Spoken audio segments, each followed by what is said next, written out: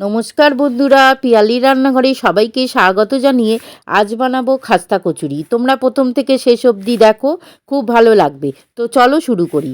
প্রথমে কিছুটা জল ফুটতে দিয়ে দুটো আলু আর মটরশুঁটি দিয়ে সিদ্ধ হতে দিলাম 5 মিনিটের জন্য। এবার জল ছেঁকে নেব।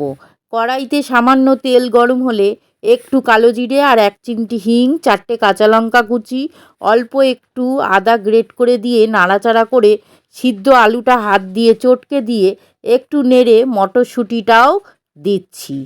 ভাজা ভাজা করে স্বাদ মতো লবণ, একটু জিরে গুঁড়ো, একটু চাট মশলা আর সামান্য হলুদ আর লঙ্কা গুঁড়ো দিয়ে নেড়ে তারপরে একটা ম্যাশার দিয়ে খুব ভালো করে ম্যাশ করে দিচ্ছি। তারপরে শুকিয়ে গেলে নামাবো। এবার একটা পাত্রে হাফ বাটি ময়দা, 2 বড় চামচ বেসন, 1 বড় চামচ চালের গুঁড়ো দিয়ে পরিমাণ মতো লবণ, হাফ চামচ জোয়ান, হাফ চামচ কালো জিরে আর 2 চামচ সাদা তেল দিয়ে মিশিয়ে হালকা গরম জল অল্প অল্প করে দিয়ে মেখে নেব। একটু তেল মাখিয়ে ওপরে ঢাকা দেব। 5 মিনিটের জন্য রেস্টে রাখবো। তারপরে দেখো নরম হয়ে গেছে। এবার ছোট ছোট করে লেচি কেটে হাতের সাহায্যে বাটির মতন করে তাতে পুর দিয়ে ভালো করে সিল করে দেব। একইভাবে সবগুলো করে নেব।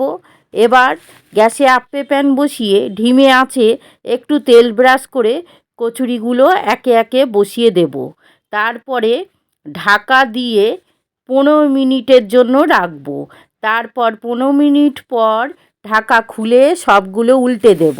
উল্টে দিয়ে আবার ঢাকা দিয়ে আরও 10 মিনিট। এবার দেখো বন্ধুরা কত সুন্দর হয়েছে, দেখে নিশ্চয়ই বুঝতে পারছো। আর আওয়াজটা শুনে বোঝাই যাচ্ছে কতটা খাস্তা হয়েছে। সামান্য তেলে এত সুন্দর খাস্তা হয়েছে। আর টেস্টের কথা, এক কথায় দারুণ দারুণ। ভিতরটা পুরে ঠাসা আর ওপরটা খাস্তা, জাস্ট অসাধারণ। ভালো লাগলে পাশে থেকো বন্ধুরা।